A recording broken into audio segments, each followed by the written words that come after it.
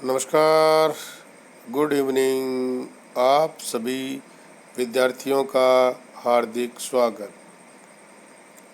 हमारे सभी सब्सक्राइबर का भी बहुत बहुत हार्दिक स्वागत है। आज हम विद्यार्थियों की मांग पर चर्चा करने वाले हैं लिक्विडिटी और शॉर्ट टर्म सॉल्वेंस रेशियो एनालिसिस, तरलता या अल्पकालीन शोधन क्षमता अनुपात विश्लेषण, जिसमें करंट रेशियो एनालिसिस, लिक्विड और quick ratio analysis, absolutely liquidity ratio analysis, 3 प्रकार के जो तरलता अनुपात है इसके बारे में हम चर्चा करेंगे। तरलता अनुपात के बारे में हम बात करें तो तरलता अनुपात संस्था के चालू दायित्वों को अल्पकालीन संसाधनों से चुकाने की जो कैपेसिटी है, क्षमता है, उसका मेजरमेंट करते हैं, माप करते हैं। ऐसे अनुपातों की सहायता से संस्था की जो शॉर्ट टर्म सॉल्वेंस यानी अल्पकालीन शोधन की जो क्षमता है, कैपेसिटी है, उस पर हम प्रकाश डालते हैं। सबसे पहले 3 प्रकार के जो अनुपात हैं इनके बारे में चर्चा रहेगी। करंट रेशियो, लिक्विडिटी या लिक्विड और क्विक रेशियो और एब्सोल्युटली लिक्विडिटी रेशियो। सबसे पहले चालू अनुपात, इसको वर्किंग कैपिटल रेशियो भी कहते हैं। चालू अनुपात चालू संपत्तियों और चालू दायित्वों के मध्य संबंधों को दर्शाता है, जिसमें करंट जो संपत्तियां होती हैं, चालू जो संपत्तियां होती हैं और चालू जो दायित्व हैं उनके मध्य ये संबंध के बारे में आपको बताता है और इसको वर्किंग कैपिटल रेशियो भी कहते हैं, अर्थात 2:1 भी इसको कहते हैं। चालू अनुपात यानी करंट जो रेशियो है उसकी गणना हम किस प्रकार से करते हैं। आपको करंट असेट्स में करंट लायबिलिटीज का भाग देना है और जब भाग देंगे तो आपका करंट रेशियो का कैलकुलेशन हो जाएगा। अब इसमें आपको एक करंट असेट्स है और एक करंट लायबिलिटीज है, तो दोनों के बारे में चर्चा अगर हम करें तो करंट असेट्स और करंट लायबिलिटीज। चालू असेट्स, चालू संपत्ति, जिसमें आपको एक सीट दिखाई दे रही है, कैश एंड कैश इक्विवेलेंट्स, ये चालू संपत्ति है। इसको आप चालू संपत्ति में शामिल करेंगे। एक है ट्रेड रिसीवेबल, डेटर्स और बिल्स पेबल। इनमें से आपको जो प्रोविजंस है उसको आपको इसमें से लेस करके दिखाना है। स्टॉक में आपको 3 प्रकार की stock, raw material, work in progress and finished goods को शामिल करना है। इसके बाद में शॉर्ट टर्म इन्वेस्टमेंट है, एक्रूड इनकम है, प्रीपेड एक्सपेंसेज है, short term loans, debit balance और एडवांस पेमेंट ऑफ टैक्स आपकी चालू संपत्ति में आपको शामिल करना है।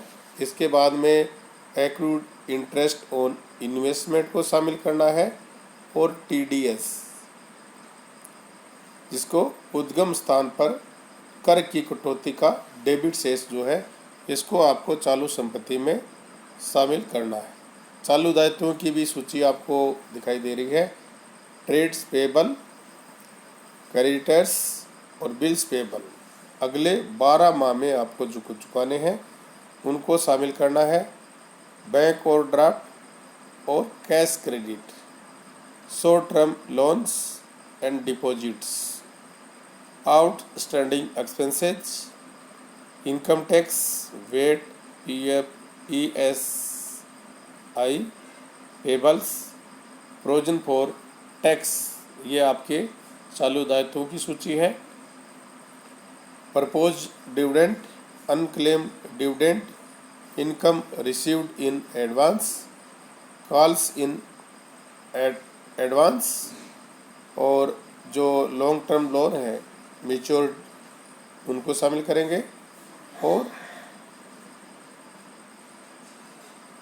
इंटरेस्ट एक्रूड ऑन बोरोइंग्स, ये आपके जो करंट लायबिलिटीज है उनमें आपको शामिल करने हैं। मेच्योर्ड जो लोग हैं उनको ही शामिल करना है, यानी परिपक्व दीर्घकालीन ऋण को इसमें शामिल आपको करना है। चालू संपत्ति की परिभाषा बताएं तो चालू संपत्तियां यानी वह संपत्ति जो व्यवसाय की सामान्य दशा में अर्थात एक वर्ष में नकदी में परिवर्तित हो जाए, और चालू दायित्व उन दायित्वों से है जिनका भुगतान हमें एक वर्ष के अंदर अंदर करना है। महत्व के बारे में बात करें तो ये अनुपात अल्पकालीन ऋणदाताओं की दृष्टि से बहुत महत्वपूर्ण है। यह अनुपात ये बताता है कि अल्पकालीन दायित्वों का भुगतान करने के लिए संस्था के पास कितनी चालू संपत्ति है, और ये अनुपात 2:1 ही आदर्श माना जाता है। इसके बाद में सेकंड जो है तरलता या त्वरित अनुपात, लिक्विडिटी और क्विक रेशियो। किसी भी व्यवसाय द्वारा उसके दायित्वों को तुरंत चुकाने की क्षमता का मूल्यांकन करने के लिए तरलता अनुपात ज्ञात किया जाता है। इसे त्वरित अनुपात, क्विक रेशियो या एसिड टेस्ट रेशियो भी कहते हैं। तरलता अनुपात तरल संपत्तियों और चालू संपत्तियों के मध्य संबंध को बताता है, जिसको आपको इसी फॉर्मूले के माध्यम से कैलकुलेशन करना है। लिक्विडिटी और क्विक रेशियो बराबर लिक्विड और quick assets divide by current liabilities. Current liabilities जिनकी सूची मैंने आपको बताई थी, उसमें से आपको ये लेस करना है स्टॉक और प्रीपेड एक्सपेंसेस को इसमें शामिल नहीं करना है, और उसको डिवाइड करना है करंट लायबिलिटीज से। तरल संपत्तियों में आपको स्टॉक्स और प्रीपेड एक्सपेंस को छोड़कर सभी संपत्तियों को शामिल करना है। तरल संपत्तियों में स्टॉक को इसलिए शामिल नहीं किया जाता है क्योंकि निकट भविष्य में तुरंत नकदी में परिवर्तित नहीं किया जा सकता, और पूर्वदत्त यानी प्रीपेड एक्सपेंसेस प्रकृति अनुसार ही रोकड़ उपलब्ध नहीं करवाते हैं। केवल एक वर्ष अवधि में भुगतान के कारण, पूर्व भुगतान के कारण आगामी अवधि में आवश्यक रोकड़ की मात्रा को कम करते हैं। अग्रिम भुगतान और अग्रिम आयकर को भी नकद में परिवर्तित नहीं किया जा सकता, इसलिए इन्हें भी त्वरित संपत्तियों में शामिल नहीं किया जाता। तो आपको इसको ध्यान में रखना है। इसके बाद में बात करें तो थर्ड जो नंबर है पूर्ण तरलता अनुपात, इसको हम सुपर क्विक रेशियो भी कहते हैं। एब्सोल्युटली लिक्विड रेशियो, यह अनुपात संस्था की तीव्र तरलता स्थिति की अत्यंत सूक्ष्म जांच के लिए प्रयुक्त किया जाता है। इसकी गणना नगद, रोकड़ और तुरंत विक्रय योग्य जो एसेट्स हैं, सिक्योरिटीज हैं, उनको चालू दायित्वों का भाग देकर ज्ञात किया जाता है। Absolutely liquid ratio absolutely liquid assets को डिवाइड करेंगे क्विक या लिक्विड लायबिलिटीज से। तरल जो त्वरित तरल संपत्तियां हैं, इसमें रोकड़ और रोकड़ के समान जो संपत्तियां हैं जिनको तुरंत आप विपणन योग्य संपत्तियां हैं उनको शामिल किया जाता है।